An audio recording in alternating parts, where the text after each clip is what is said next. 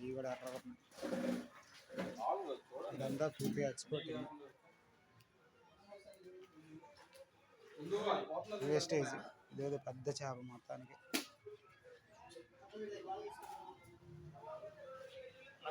Exporting చేసి హైదరాబాదు, విజయవాడ, బెంగళూరు రకరకాల ప్లేసులకు వెళ్తాయి.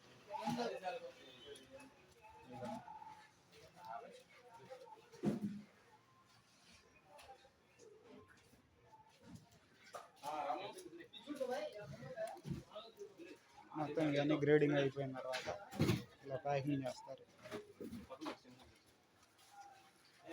ఈ ఐస్ ఉన్నది కదా, ఐస్ని ఆ చేపలు పెట్టి ఆ చేపలని ఐస్ వేసి పాడవకుండా అట్లా పకడ్బందీగా ప్యాకింగ్ చేసిన వాటిని ఎక్స్పోర్ట్ చేస్తారు. ఇది మొత్తం ప్రాసెస్.